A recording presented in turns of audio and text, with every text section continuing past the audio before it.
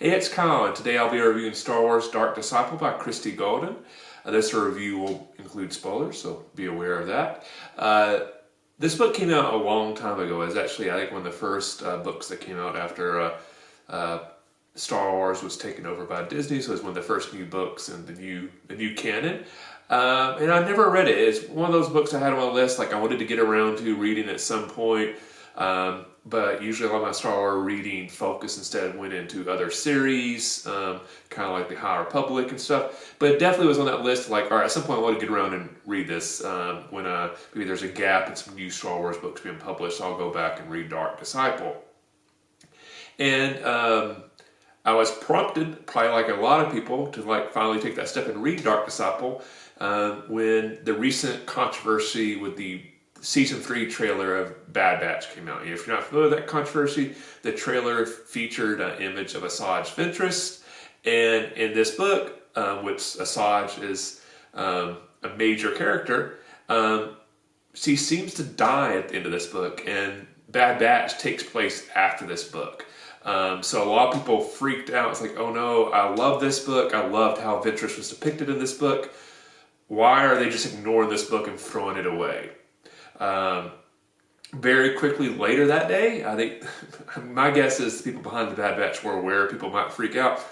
They quickly put out a statement and said the events of the Bad Batch would align with those in Dark Disciple. Now we'll see how they do that, but they seem to say like, all right, what's going to happen in the Bad Batch is not necessarily going to contradict the events of Dark Disciple.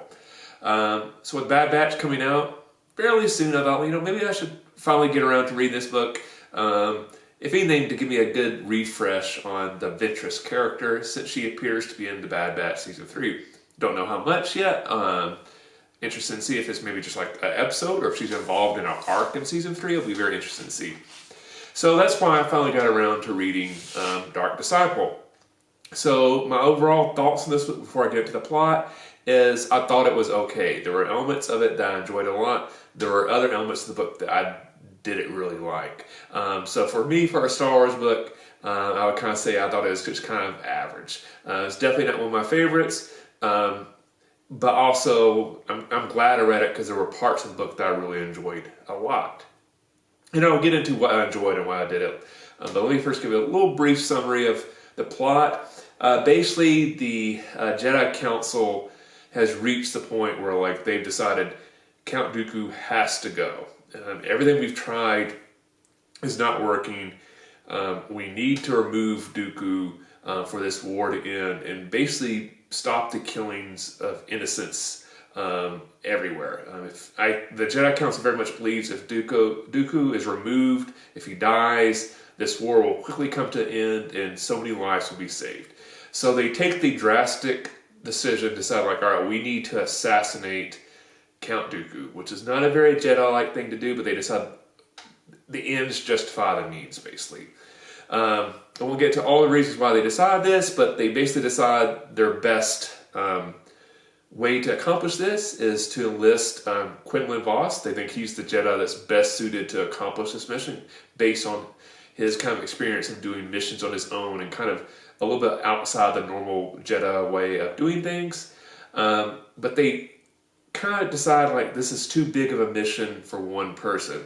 And in their mind, the top expert on Count Dooku and trying to kill him is his former protege, Asajj Ventress, partly because she did try to assassinate him a couple of times and came very close. So basically they give Quinlan Vos the mission of go find Asajj Ventress, get her on your side, and y'all two go kill Count Dooku together.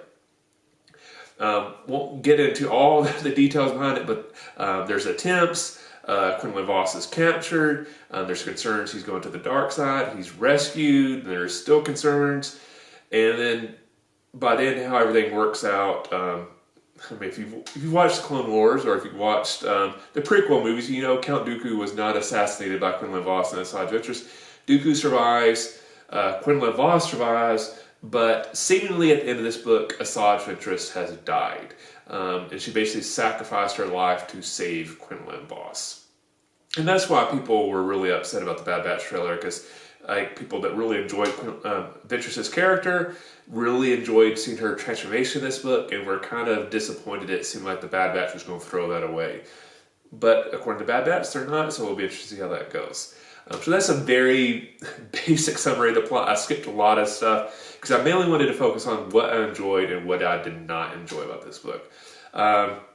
So first off, I really enjoyed Asajj Ventress in this book. I definitely get why people who are passionate about that character really love this book a lot. I think the author did a great job developing this character, exploring her thoughts, of her motivation of what she's up to, why she wanted to kill Dooku, what she's willing to do to kill Dooku. But then when Quinlan Vos comes into her life and she begins to fall in love with him and develop a relationship, they do a very good job of Asajj kind of like debating, does she want to make this type of commitment to somebody or does she want to stay solo? She kind of is very hesitant about making a connection to somebody like that, because the last time she felt like she had a connection like that was with her master, Count Dooku, and then Dooku tried to have her killed. So she was burned the last time she had a strong relationship. And I think the author did an amazing job of really showing how Ventress's character developed throughout this book, and all the decisions were logical from Ventress's point of view. I really enjoyed that side of the story. Basically, her and Quinlan Vos are the two main characters of the book. 90% of the book is from their point of view. So Asajj, I thought the author did a great job. Quinlan Vos, I did not think the author did as good a job with his side of the storyline.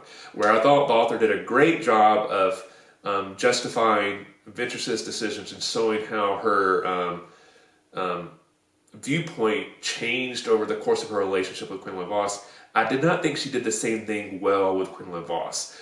Basically, where Quinlan's kind of bringing Asajj to a little bit to the light side and making her view things from that side, Quinlan's getting drawn the other way, and he's getting drawn to the dark side. And basically, Ventress argues to him that like he has to embrace the dark side for him to be able to kill Dooku.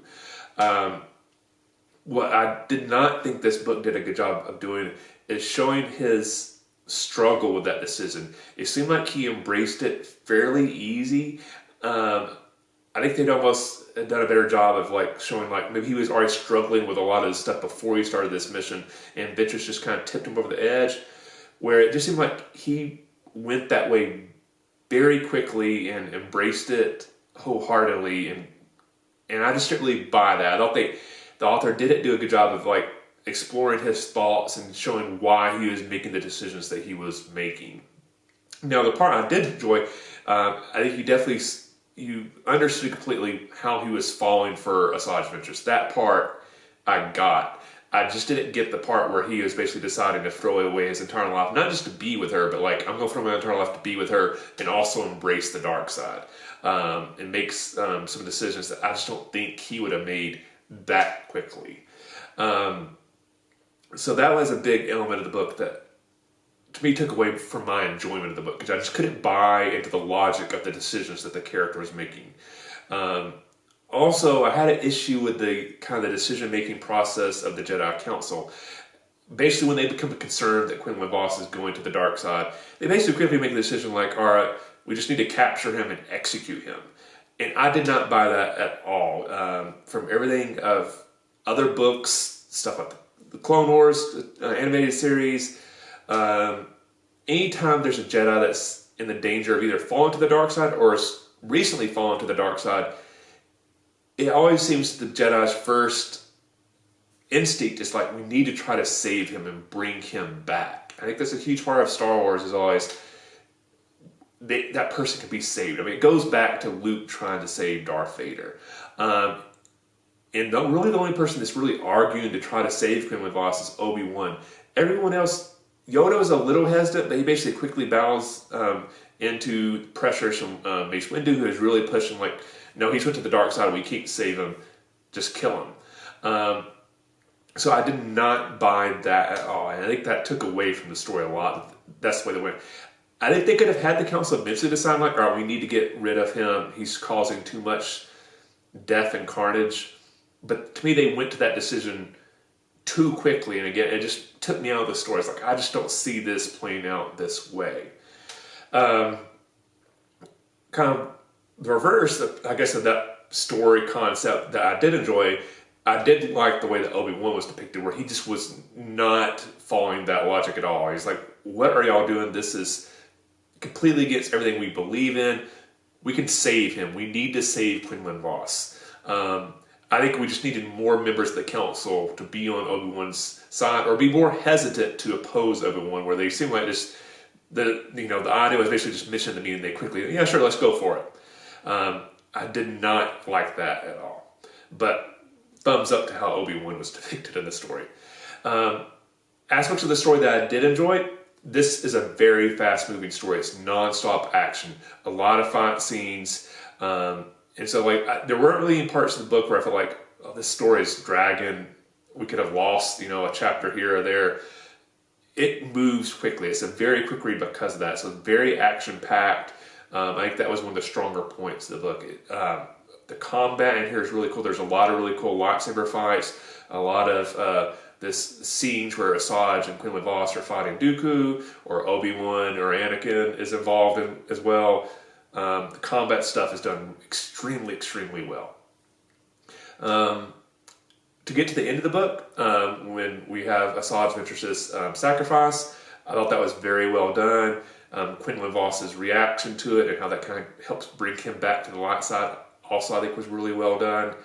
And I think the way the books ends, where Asajj is basically going through a ceremony, kind of a burial ceremony, and we'll get all the details of that because it can spoils a little bit of the plot. But you see elements of Night Sister magic. You see some green smoke and stuff like that. And I think that's going to play into how she comes back in the Bad Batch, because we all know the Night Sisters have some experience of bringing people back from the dead. So I'm not sure if either Asajj Ventress is coming back from the dead, or perhaps Night Sister magic was able to keep her alive when it seemed like she was actually dead. So I'll be interested to see how that plays out. So I'll say this book definitely got me more excited to see Asajj Ventress in the Bad Batch. I always found her character interested in the Clone Wars, but she wasn't initially one of my favorite characters. So when I saw her in the trailer, I was like, okay, that's cool, but I didn't really get that excited. This book made me more excited to see her character in the Bad Batch. So I think in that way it succeeded. Quinlan Vos, it didn't get me quite as into that character as I think some people are. So I'm sure I will at some point, because I think he will come into another Star Wars story at another time. He was teased in the Kenobi series. So I think at some point we'll see Quinlan Vos again. I just don't know when. But at this moment, I think I'm more of a fan of Ventress than I am of Quinlan Vos. So again, that's my opinions on the book. I think a lot of people enjoy this book a lot more than I do. So if you like Dark Disciple more than I did, let me know in the comment section below, why did you love this book and why do you think I am wrong about my opinion for Dark Disciple? But anyway, I hope you enjoyed this review. If you did, hit the like button. If you have yet, please subscribe to the channel. Thanks for watching. I'll see you the next time, and may the Force be with you.